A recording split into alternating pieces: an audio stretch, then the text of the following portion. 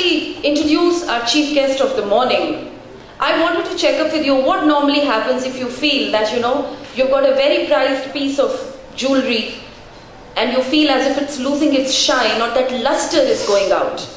Or for example, when you take your car to the service center for regular maintenance work and they say the luster of the paint is going out, the coat is not looking as new as it should have been.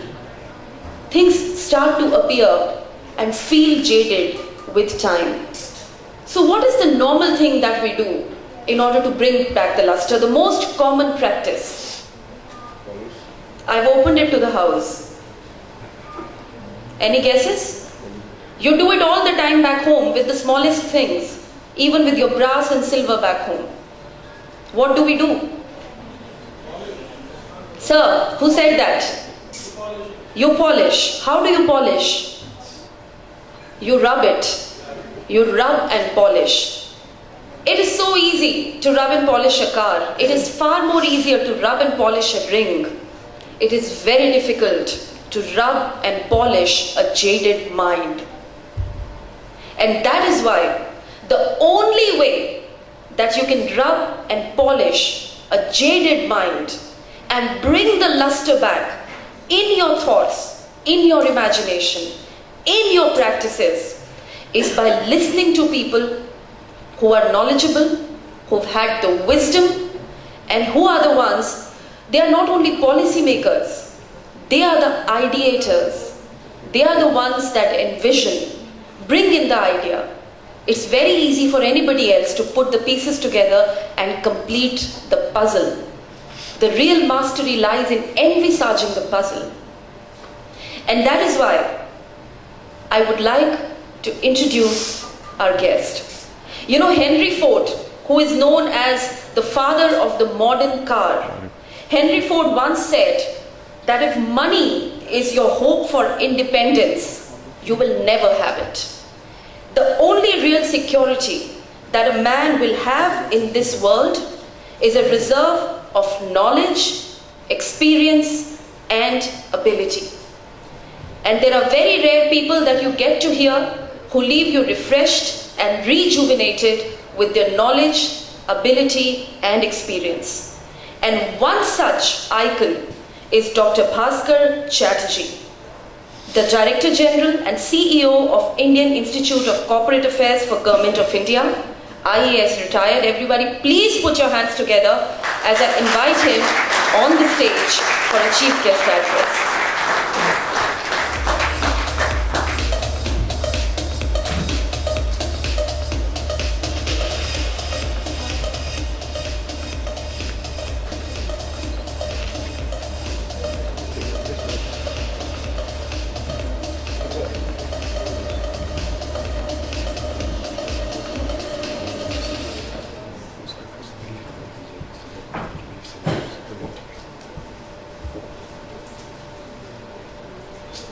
Kamaleshwar Sharan Saab,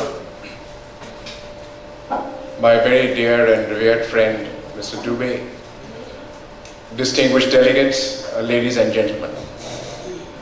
Let me say at the outset how impressed I am with the way that Ruchika keeps introducing me in the most innovative ways. This must be the 10th or the 11th time that she introduces me, and I find it utterly fascinating that each time she does so in a truly different manner. She was talking about polishing and rubbing, and I feel that the genius of actually rubbing the lamp that releases the genie comes alive every time we are on this stage.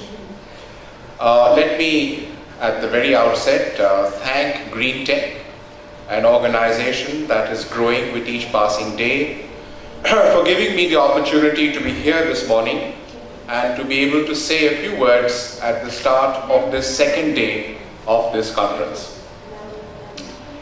We have seen from the opening video how dedicated Greentech is to some of the most modern ideas in these emerging fields.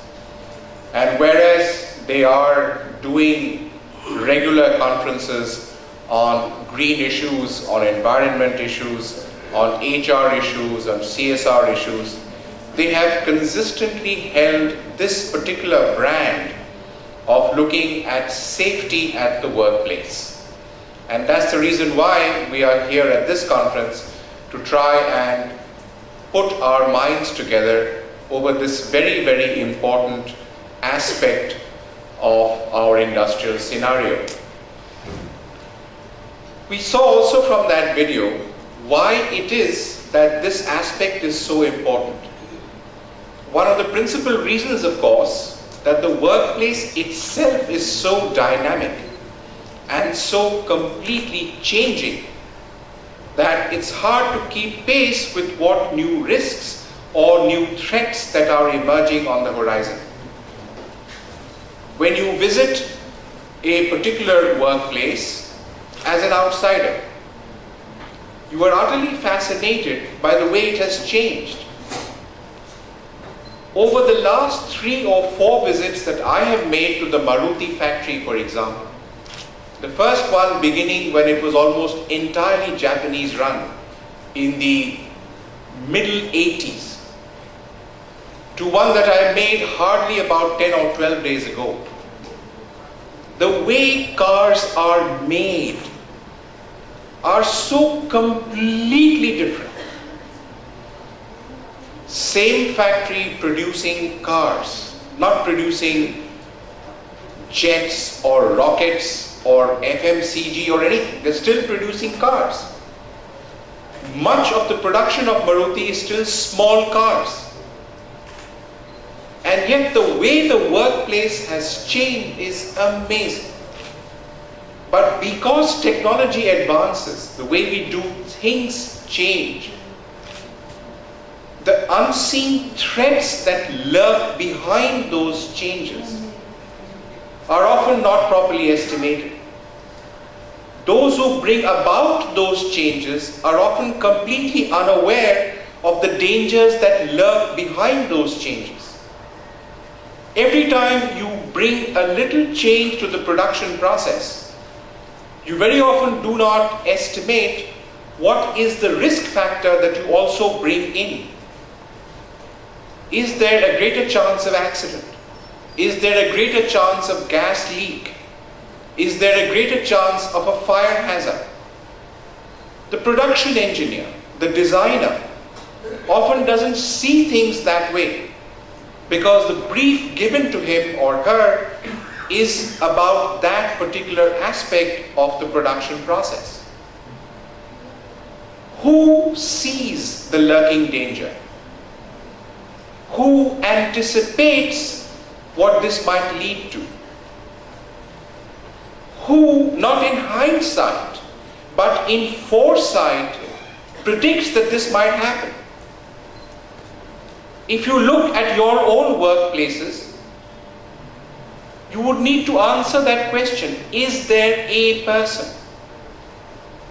And very often when I ask CMDs about this, they are as much puzzled as anyone else, because there isn't any one person who does this.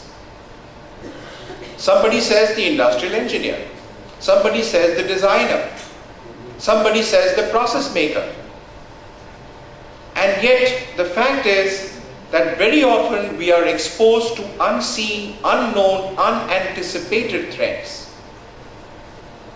And I'm very happy to see that in the 2-day conclave that you are having here, because you are all together putting your minds together, it is that sense, that directional sense, that intuitional sense that's need to be built in companies, in organizations, to feel more than anything else what might happen. The second thing I wanted to flag mark, apart from anticipation, which was my first submission, is the sense of complacence. The single biggest danger